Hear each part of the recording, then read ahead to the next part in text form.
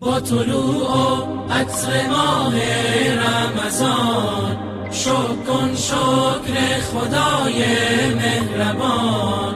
ماه تسکین دل است ماه صیام، گر ز دل باشد تراویح و قیام. ماه مهمانیست مهمان خدا، شده ای دعوت به مهمانی بیا. بنشین بر سفره خانه خدا، نوش جان کن از مناجات و دعا.